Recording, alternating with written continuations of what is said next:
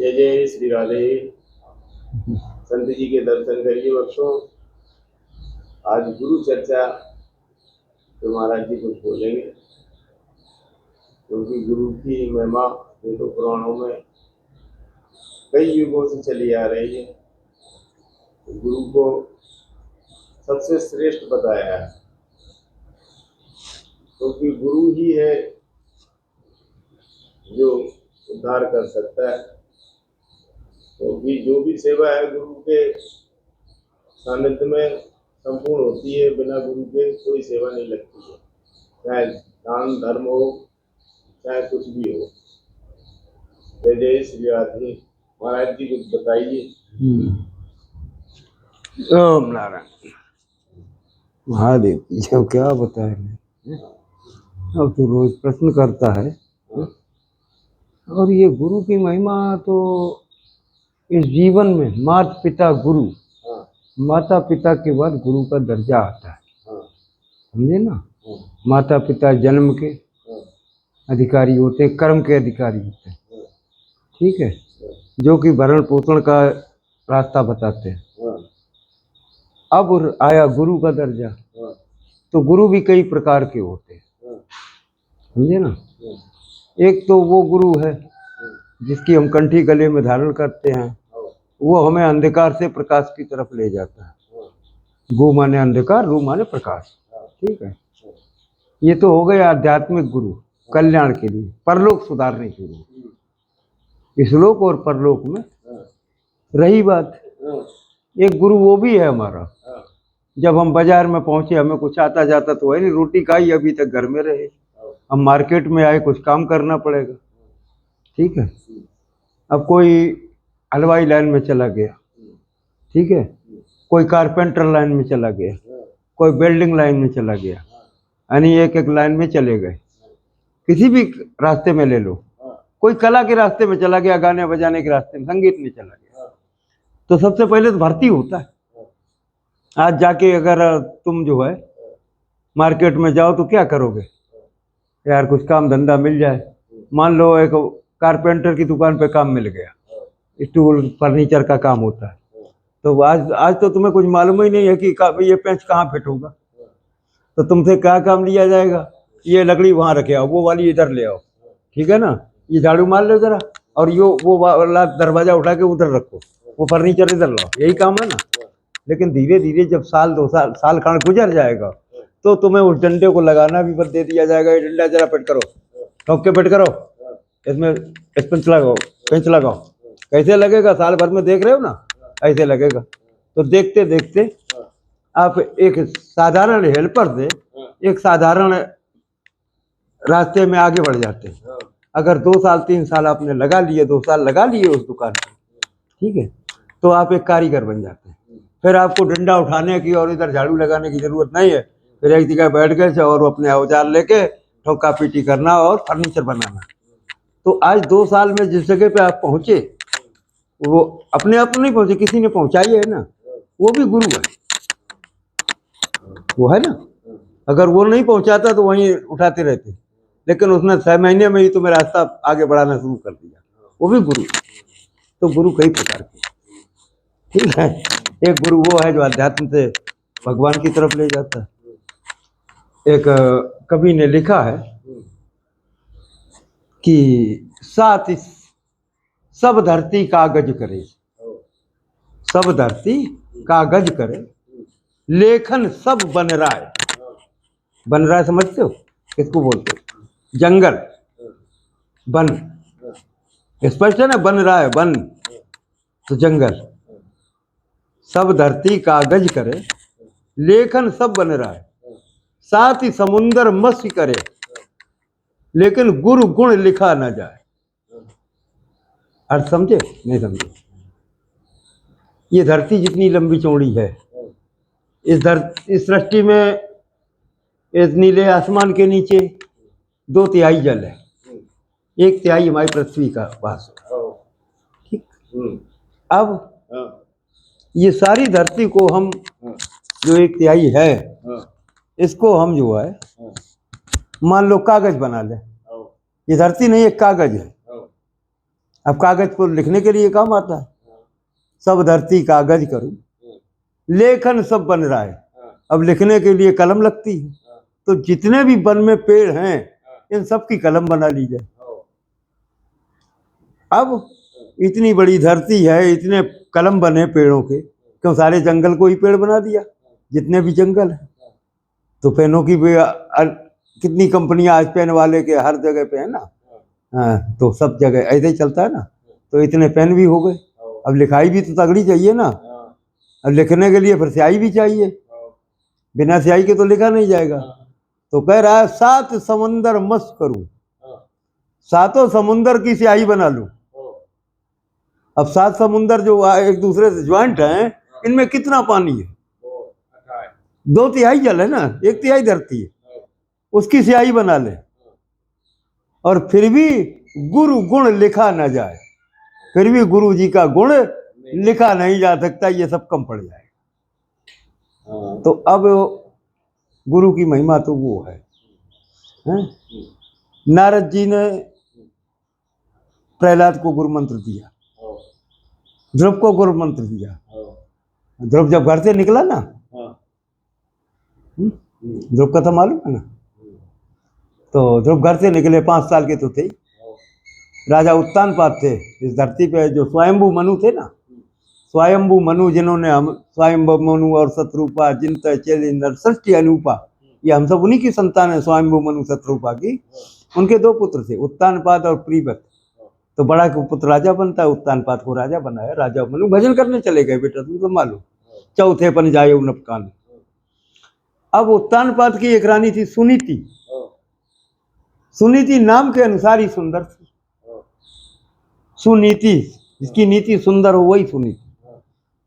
समय बदल गया, 20 साल गुजर गए, मगर राजपाट और चक्रवर्ती तो हैं ही, मगर कोई बालक नहीं हुआ 20 साल में। अब राजा भी चिंतित, रानी भी चिंतित। आखिर में सुनीति ने महाराज जी को, उत्तानपाद को प्रस्ताव दिया। बोले प्रभु एक काम करो, अब हमसे तो मैं तो कोई पुत्र आपको दे नहीं सकी, अब आप एक रानी और ले आओ। अरे बोले सुनीति तू रहने दे, हम बिना ही पुत्र भले, अपना जिंदगी बढ़िया प्रेम से कट रही है ना। नहीं है पुत्र, नहीं है, भगवान की देन, छोड़ पड़े।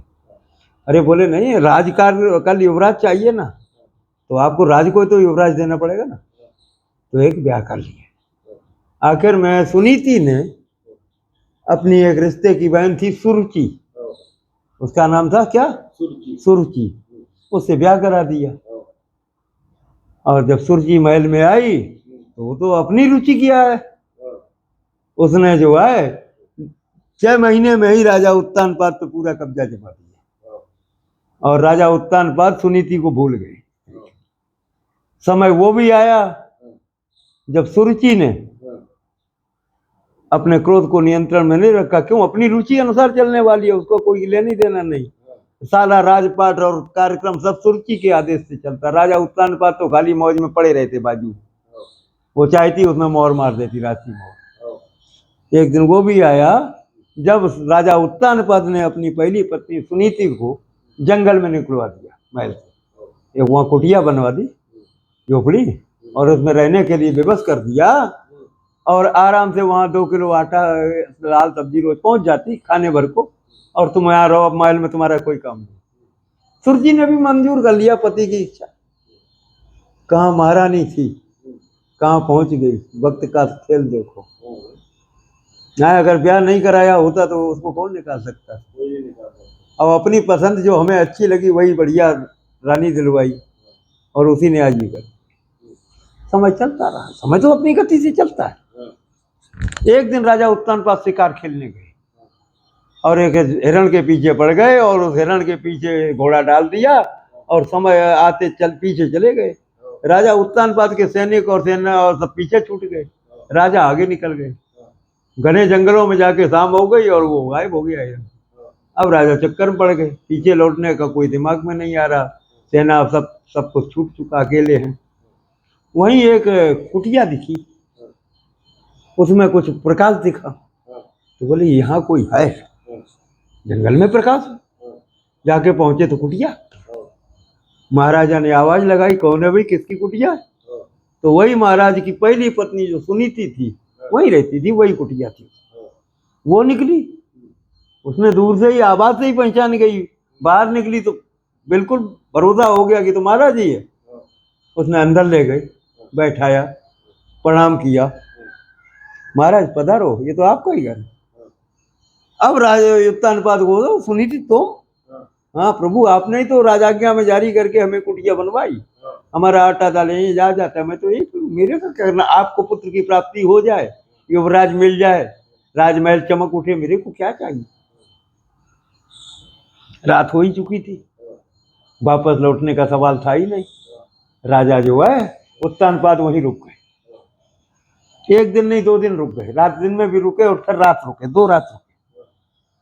माचोदा अब सुनीति सेना पहुंच गई होगी और सुरती को बताया होगा राजा गायब आएंगे, जब कहाँ गए पता ही नहीं, तो अभी तो कोई चिंता नहीं है ना। 2 दिन रुकने के बाद राजा उत्तानपाद जो है महल को लौट गए। भगवान की कृपा अलग होती है, समझे ना, प्रभु की इच्छा होती है सब संभव हो जाता है। जो काम 20 साल में संभव नहीं हुआ तो 1 दिन में संभव हो गया। महारानी सुनीति को गर्व हो गया, समय आने पर महारानी सुनीति ने एक पुत्र को जन्म दिया। उधर राजमहल में भी जो है उसके 15 दिन बाद सुरुचि ने एक पुत्र को जन्म दिया, यानी थोड़ा छोटा, वो राजमहल में जो जन्मा वो इससे छोटा 15 दिन पीछे का है। एक शुक्ल पक्ष की अमावस्या का है तो एक पूर्णिमा का है।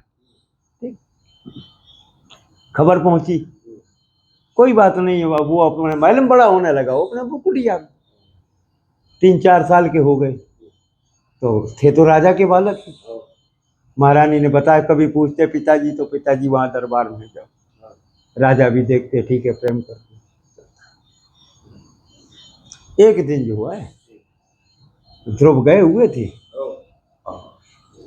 राजा उत्तानपाद महल में थे,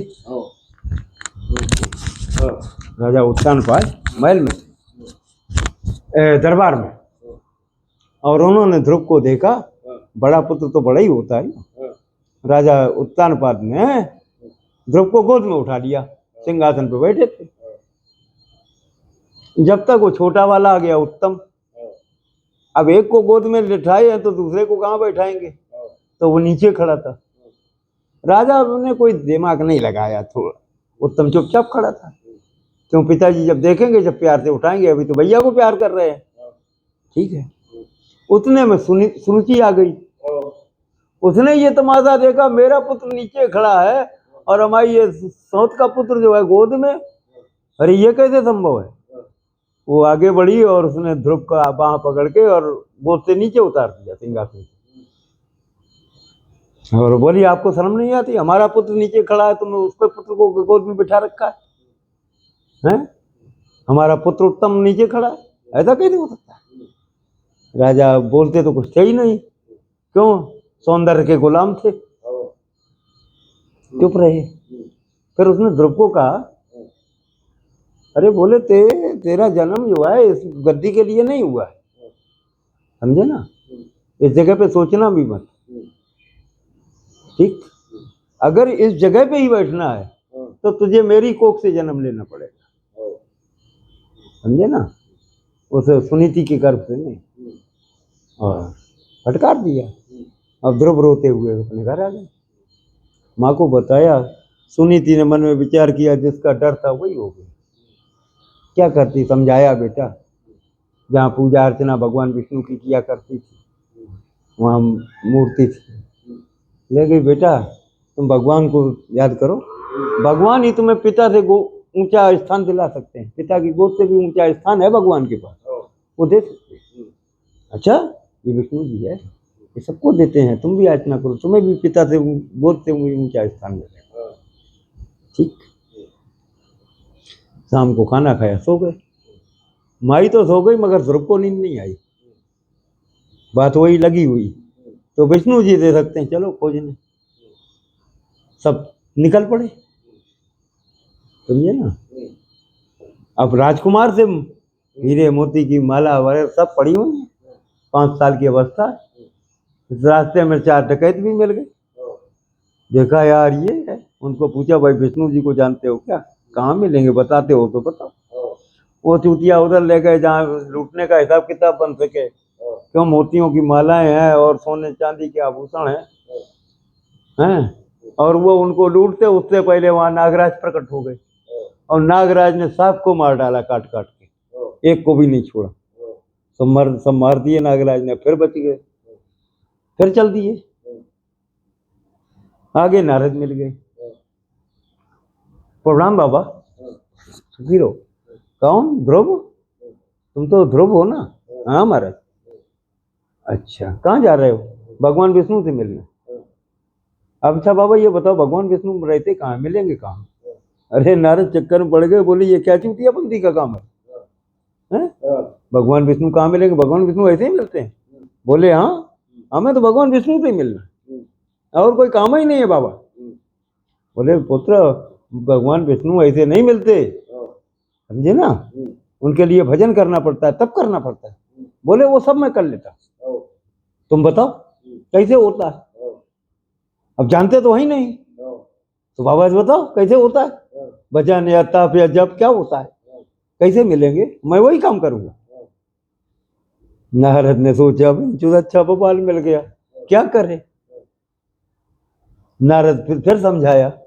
अरे बोले नहीं बाबा, देखो वो एक बात बताएं, अगर बताते हो तो बताओ, नहीं तो तुम जाओ, हम और कहीं खोज लेंगे। नारद बोले ये तो भाई पक्का है।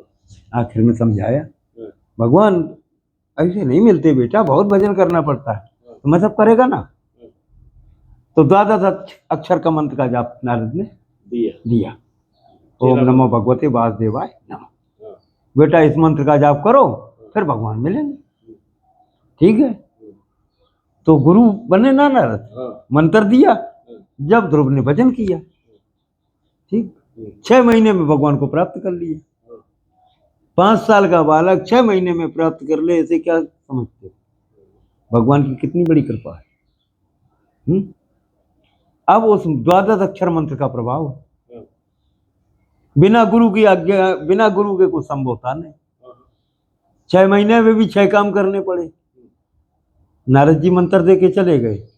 अब लक्ष्मी जी वहां चिंतित काहे, अब बेटा भूखा हो तो माई को नींद आती है क्या? नहीं आती। सुनीति तो पागल है ही पुत्र वियोग में। इधर तो लक्ष्मी जी भोजन प्रसादी लेके और बढ़िया सुंदर माई बन के और जाती हैं, गोद में लेट के खिलाती हैं बेटा। एक दिन तो पूछा, भैया बताओ पहले तुम्हारा नाम क्या है? बोले नाम हमारा विष्णु प्रिया है। अरे तुम विष्णु जी की प्रिया हो तो तुम ये बात उनसे हमें मिला क्यों नहीं सकती? अरे बोले बेटा हमारा खाली नाम विष्णु प्रिया है, कोई नाम रखने से कोई विष्णु जी का प्रिय थोड़ी हो जाता है। अच्छा ये बात है, कोई बात नहीं, भोजन खाते चले जाते। लक्ष्मी जी को चिंता भी थी, जंगल है। एक दिन कैलाश पहुंच गई, पार्वती जी से मिली, बोली देवी बात क्या है, आज तो वहाँ वैकुंठ छोड़ के कैलाश में? बोले काम ही कुछ ऐसा है। क्या काम? काम ये है कि हमारा बेटा जो है वहां जंगल में भजन कर रहा है, और जंगल में तुम जानती हो हिंसक जीव जंतु है, शेर चीता वगैरह वगैरह वगैरह वगैरह बहुत है। वो तो 5 साल का बालक है, मगर सनक चढ़ी है, कर क्या सकते हैं? मानता किसी की नहीं, और नारद जैसा गुरु मिल गया तो और मानने को राजी नहीं है। हाँ, बोले फिर देवी हमारे लिए क्या काम? बोले तुम अपने वनराज को कहो थोड़ा दिन ड्यूटी करें उधर। क्यों? अगर तुम्हारे वनराज वहां रहेंगे तो कोई हिंसक जीव जंतु वहां आएगा ही नहीं उनको देख। ये बात तो ठीक है। माता पार्वती ने सिंह को बुलाया और बोले भाई अब तुम हवाई ड्यूटी छोड़ो कैलाश की, जाओ ध्रुव की सेवा में देखो उधर, कोई हानि नहीं पहुंचनी चाहिए। ठीक है। 2 महीना गुजर गए, 3 महीना गुजर गए। 3 महीने बाद नारद आए, ध्रुव ने प्रणाम किया, बाबा इतने दिन गुजर गए, अब भगवान विष्णु अभी तक नहीं आए। बोले अभी तुमने उतना मंत्र जाप नहीं किया है ना, जब पूरा जाप हो जाएगा जब आ जाएंगे। ठीक है।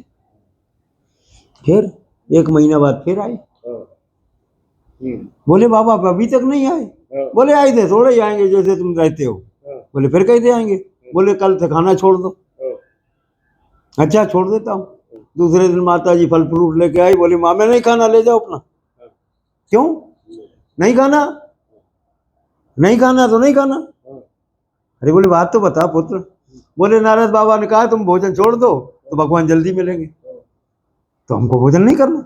ले लक्ष्मी जी बोली नारद तुम एक उल्टा ही काम करते हो, हाँ, अब कर भी क्या सके। हाँ, वो महीना बीत गया, हाँ, भगवान तो फिर भी नहीं मिले। हम्म, 5वां महीना शुरू हो गया, फिर नारद आए, बोले बाबा 1 महीना हो गया भगवान तो नहीं मिले।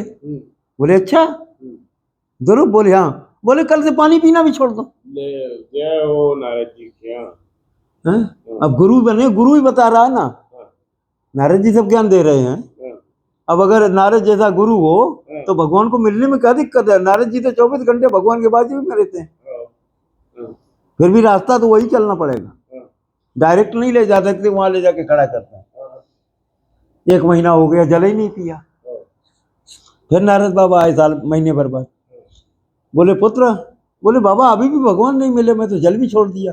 बोले अच्छा एक काम करो। बोले क्या? बोले अब सांसें ही लेना बंद कर दो। ले बोले बाबा ये भी ठीक। नारद गए और ध्रुव ने सांस लेना बंद कर दिया। अब सांस लेना बंद कर दिया, सृष्टि का सांस रुक गया, सृष्टि का चक्र रुक गया, देवताओं के पेट फूलने लगे, जय हो। हाँ, हैं? हाँ, सांसें ही बंद हो गई, हवा नहीं पास हो रही, हाँ, पहाड़ पानी पहाड़ से गिर रहा था वहीं रुक गया है, हाँ, गिर ही नहीं रहा है, जो जहाँ लटका पड़ा है लटका पड़ा। हाँ, ध्रुव ने सांस लेनी एक बार खींच के बंद कर दी तो अपना लेनी है ना छोड़नी है ना। तो भाई जो है कहने का मतलब है, ब्रह्मा जी तुरंत प्रकट हुए, विष्णु जी को कहा प्रभु ताई माम रक्षा करो। क्या हुआ? बोले तुम्हारे वो तुम्हारा चेला हट करके बैठा है तो आपसे मिलने को, अब वो अभी तक तो काम चल रहा था, अब तो उसने सांस लेना ही बंद कर दिया, और प्रभु उसकी सांस से तो सृष्टि का चक्र रुक गया और हमारे भी पेट फूलने लगे, देवता परेशान है, सबको रोग लग गया, पेट फूल रहे।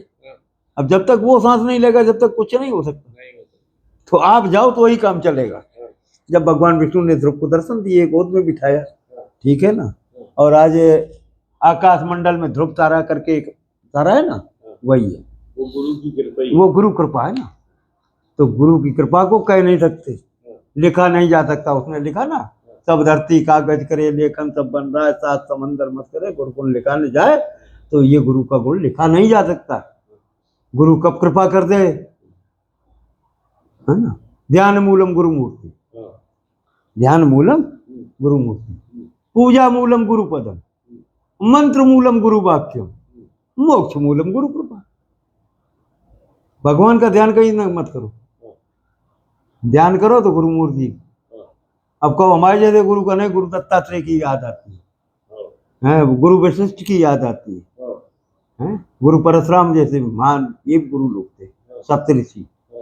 ध्यान मूलम गुरु मूर्ति, पूजा मूलम गुरु पदम, इनके पदों की पूजा कर लो।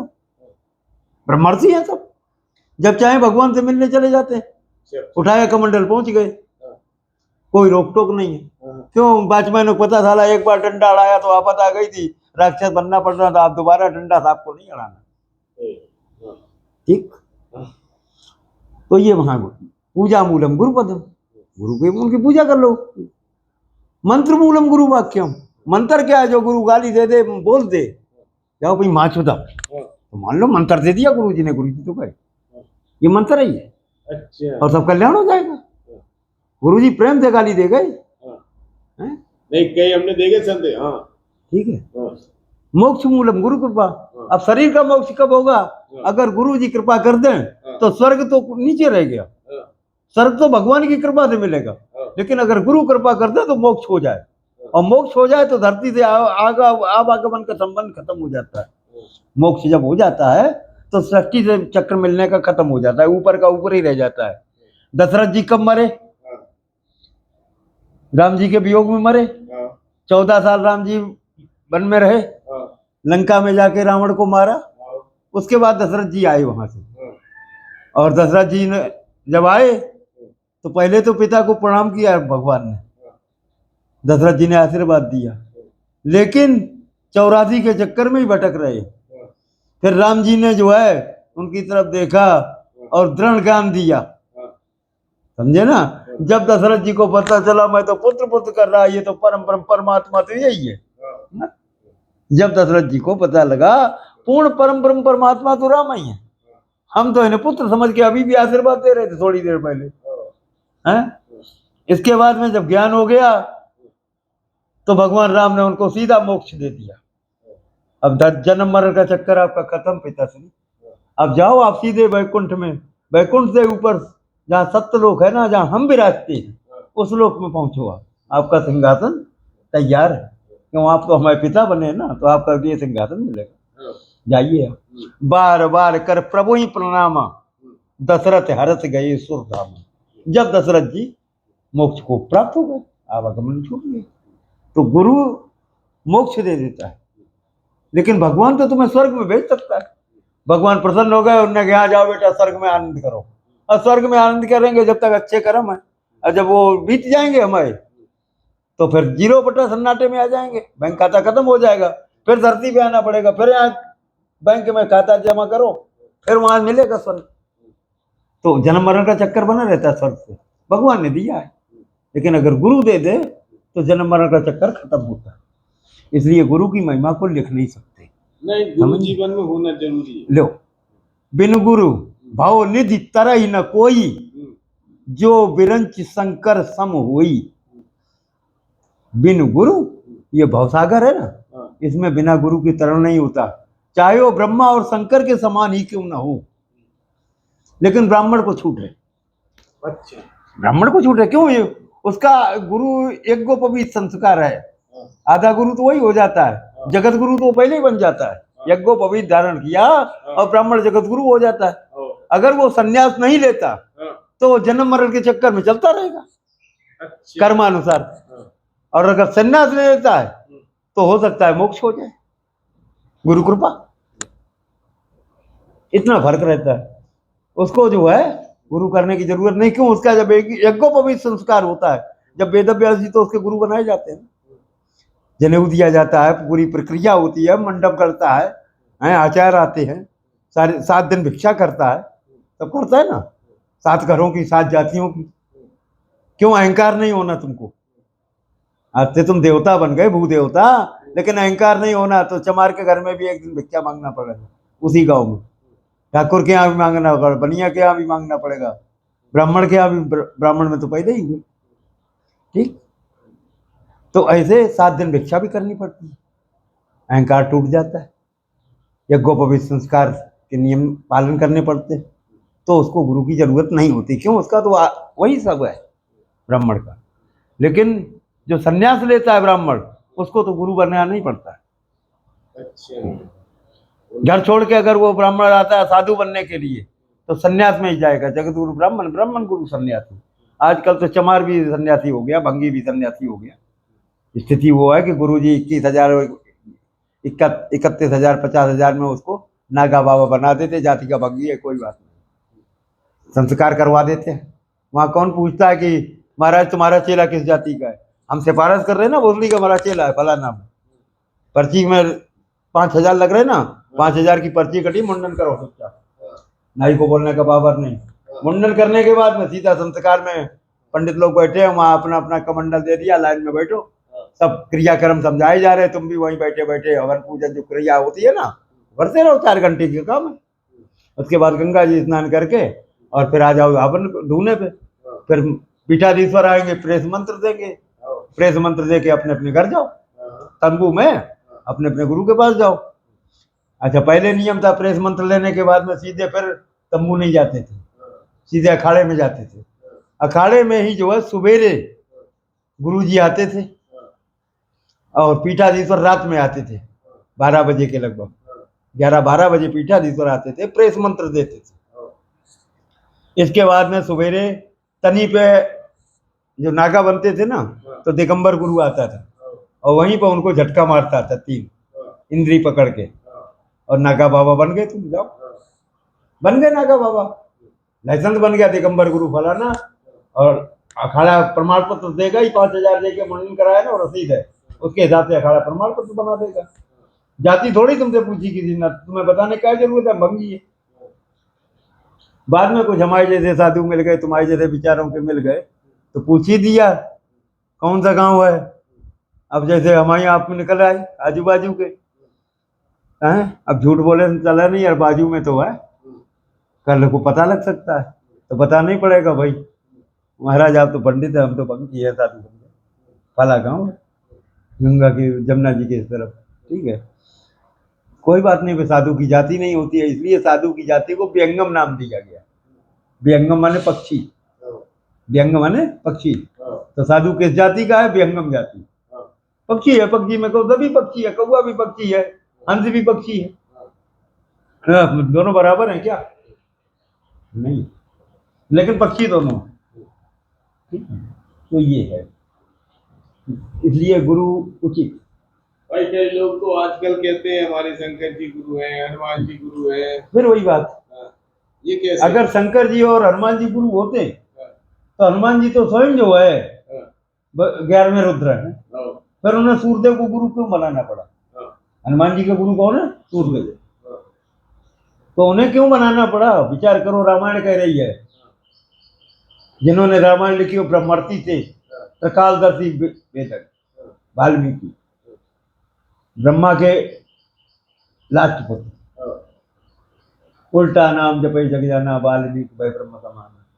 4 वेद का ज्ञान था उन्होंने रामायण की रचना की। क्या पागल थे जो लिखा है? बताओ ना। अब वो तुलसीदास जी ने हिंदी में अनुवाद कर दिया, ठीक है।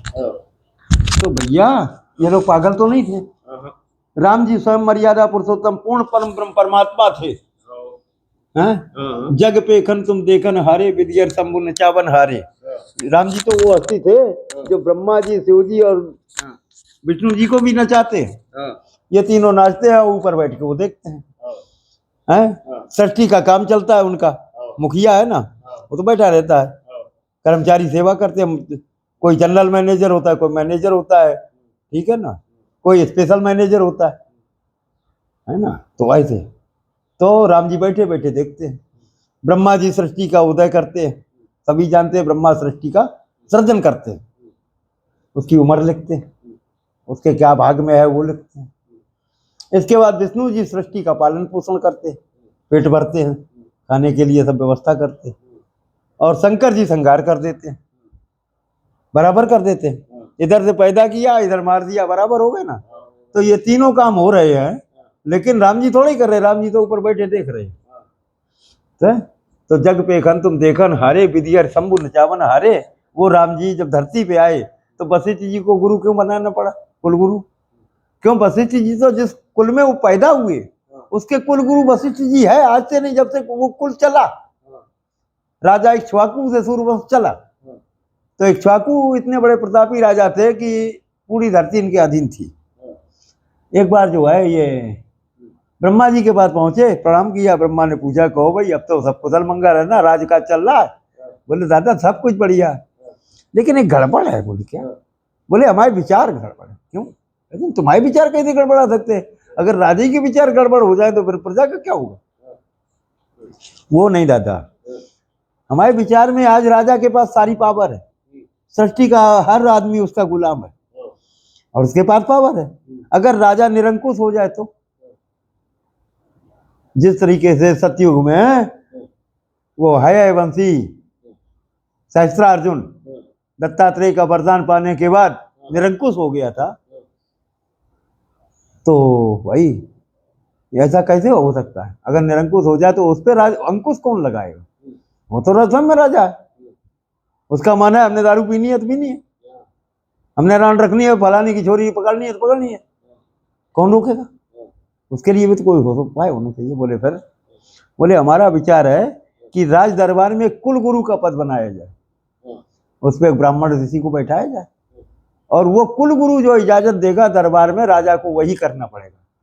कुल गुरु राजा से भी बड़ा होगा, राजा कुल गुरु के आदेशों का पालन करेगा, ये लिखित कर दिया जाएगा।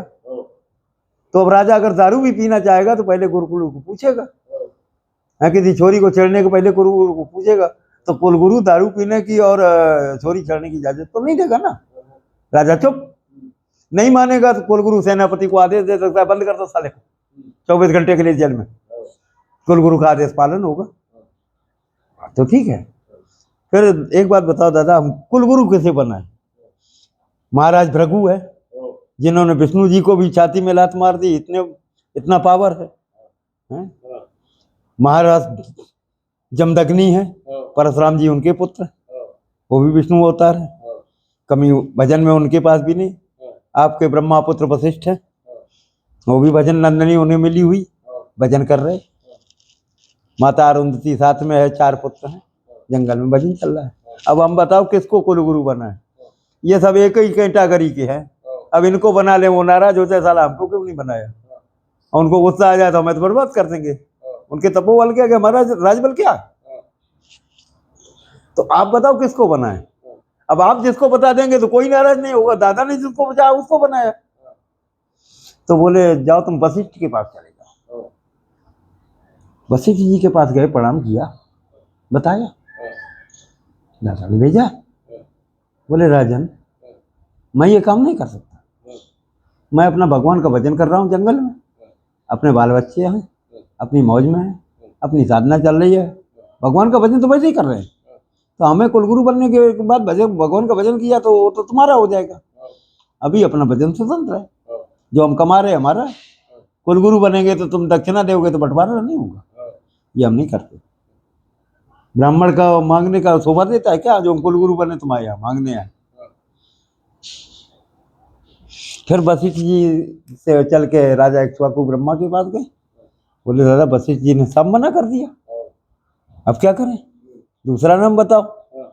बोले भाई दूसरा नाम तो बता देंगे, चिंता मत करो। नारद बोले हाँ प्रभु, दादा क्या बात? बोले वशिष्ठ को बुला के ला जरा। नारद का काम है डाकिया। नारद मतलब नागू। किसी भी ऋषि को यज्ञ करना हो, देवता को यज्ञ करना हो, निमंत्रण कौन बांटेगा? नारद। हमारे यहाँ जो शादी ब्याह काम काज होते निमंत्रण कौन बांटेगा? नागू। नारद का काम नागू। नारद बोले हाँ बुला के लाओ। नारद गए, दादा हाँ भजन करना बंद करो। बोले क्यों? बोले दादा ने बुलाया। अभी बुलाया है? अच्छा चलो भाई, माला टांग दी, पहुंच गए। वहां देखा जाके दादा तो इक्ष्वाकु राजा के पास बैठे हुए, चरणों में इक्ष्वाकु बैठे, दादा ऊपर बैठे। आओ वशिष्ठ। प्रणाम दादा, सुखी रहो, कहो कैसे हो? बढ़िया है, भजन कर रहे हैं। समझ गए मामला, बुलाए क्यों गए? बुलाया दादा ने क्यों, वो इक्ष्वाकु को देख के समझ गए। बोले हमने इनको भेजा था, तुमने मना कर दिया है? अरे बोले आपके वेद में ही लिखा है, उपरोहित कर्म कर निंदा, पुरोहिती का कर्म सबसे निंदित कर्म है। जो कर्महीन होगा वो पुरोहिती करेगा, और तो आप हमको वही काम करने को कह रहे हो, हैं? निम्न श्रेणी का काम। आराम से जंगल में रहता हूँ, आश्रम है, घरवाली है, बच्चे हैं, नंदनी गौ है, जो चाहते हैं वो मिल जाता है खाने को। 5000 आदमी आ जाए तो उनके लिए दूध तैयार है, भोजन जाओ भोजन तैयार है, वो सुन नहीं देती है। मेरे को क्या चिंता, भजन करता हूँ, बैठा रहता हूँ, रात में बीवी के साथ सो जाता हूँ, उसमें क्या? आप नहीं थी ब्याह किया? अरे बोले वो तो सब ठीक है, लेकिन एक बात बताओ वशिष्ठ। बोले हाँ। बोले ये जो रात दिन माला जप जप के मरे जा रहे हो, इससे क्या तुम्हें भगवान मिल जाएंगे क्या? बोले क्यों नहीं मिलेंगे? अरे बोले चूतिया, हजारों वर्ष तो हमको तपस्या करनी पड़ी जब हमें मिले। ब्रह्मा जब जन्म हुआ इनका, कमल के नाल से पैदा हो गए, तो सोचिए अभी चारों तरफ जल है, ये कमल से पैदा हो गए इसमें। अब कमल का वो एक नीचे से वो है ना, वो नाल, ऐसा जो कमल का वो नाल होता है, वही दिख रहा है इनको घास का, नीचे जल जल में डूबा हुआ, फूल ऊपर है। बोले ससुर इसमें से पैदा हो गए तो इसमें जा भी सकते। ब्रह्मा कमल के ना फूल में तो घुस गए, वो नाल में घुस गए, और नाल तो इतनी लंबी है, चले गए हैं, समझे में नहीं आ रहा। 100 बरस तक ब्रह्मा उस नाल के चक्कर में घूमते रहे, 1 से 2 हो गई, 2 से 4 हो गई, 4 से 60 हो गई, और ब्रह्मा उसी पे चक्कर काटते रहे। 100 बरस तक चक्कर काट के फिर ब्रह्मा बाहर आ गए। बोले ये तो समझ में नहीं आती कि इसका मूल कहाँ है। हम तो जंक्शन दौड़ते रहे, कभी ग्वालियर जंक्शन, कभी इटावा जंक्शन, कभी बागेश्वर जंक्शन, है मूल कहाँ है पता ही नहीं है, क्या करें। तो ब्रह्मा को एक आकाशवाणी सुनाई थी। ब्रह्मा ऐसे समझ में नहीं आएगा, तुम हिंदी वर्णमाला का, अपने वेद के वर्णमाला का 16वां अक्षर याद करो, और फिर 21वां अक्षर याद करो, फिर तुम्हारी समझ में आएगा कि तुम्हें क्या करना है, तुम क्यों पैदा हुए। ब्रह्मा ने खोला वेद, 16वां अक्षर ता, 21वां अक्षर पा, ता और पा दोनों को मिलाया क्या बन गया? तप। तप। समझ में आ गया? तप करो। 1000 वर्ष तपस्या की। जब ब्रह्मा को परम ब्रह्म परमात्मा ने दर्शन दिए, ब्रह्मा आओ, ये मेरा स्वरूप है, आओ हमें तुम्हें अपने लोक में घुमा देते। फिर ब्रह्मा को अपने सत्यलोक के दर्शन कराए। ब्रह्मा मैं यहाँ रहता हूँ, ये मेरा घर है। ब्रह्मा देख रहे बहन चो, देख एक हर एक गली में एक एक ब्रह्मांड लटका हुआ है। समझे में नहीं आ रहा है क्या है ये? है? कितने ब्रह्मांड हैं, हर ब्रह्मांड में एक ब्रह्मा, एक शंकर, एक विष्णु बैठा हुआ है। ब्रह्मांडों की गिनती नहीं हो रही तो इनकी गिनती कौन करेगा? आखिर में ब्रह्मा को कहा, देख लिया ना ब्रह्मा, ये हमारा गांव है, जब चाहो आ सकते हो तुम, ठीक है ना? अब तुम जाओ सृष्टि की रचना करो। ठीक।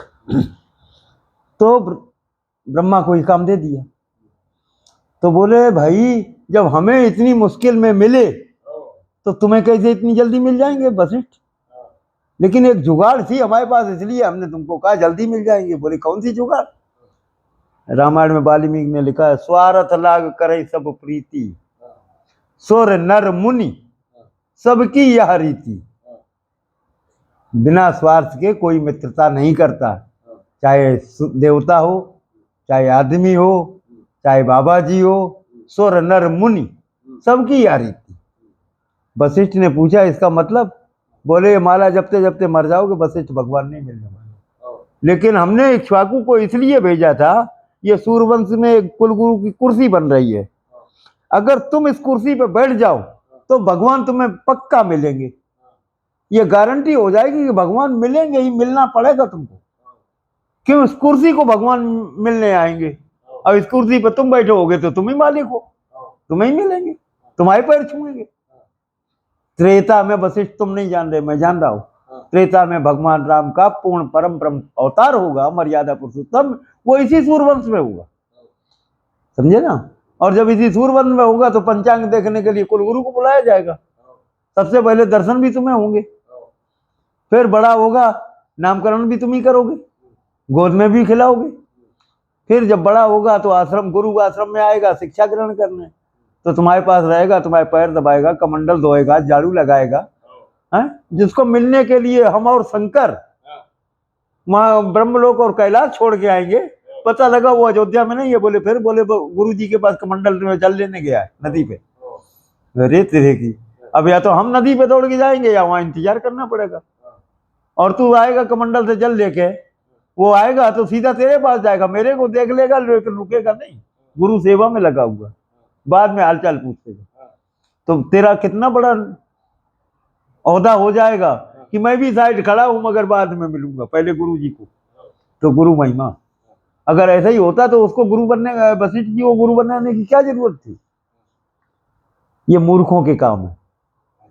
ये पढ़े लिखे लोग हैं, ये अब पढ़े लिखे मूर्ख हैं, लक्ष्मी को मानते, बोले लक्ष्मी। फिर वही बात, इनमें शिक्षा है मगर संस्कार नहीं है। शिक्षा और संस्कार अलग से अलग चीज है। आज का बालक शिक्षा तो ग्रहण कर रहा है, अंग्रेजी बाप करोड़ों फूक रहा है, लेकिन संस्कार के नाम पे वो एक शब्द भी नहीं सिखा पा रहा है। अब शिक्षा है तो शिक्षा से नोट कमा सकते हो, संस्कार से नोट नहीं, लेकिन संस्कार से मर्यादा मिलती है और नोट से मर्यादा नहीं रहती। अगर संस्कार है तो कुल का उद्धार कर जाएगा, और नहीं तो फिर बड़ा होके 1 लाख कमाएगा, फिर ब्याह भी नहीं करेगा, क्यों? रिलेशन लिव इन में रहने लगेगा और घर छोड़ देगा, होटल में रहेगा, क्यों? लोग 2 लाख कमा रहा है, शिक्षा ग्रहण की है, संस्कार तो है ही नहीं। माँ बाप की सेवा करेगा तो करेगा, नहीं करेगा तो जाओ।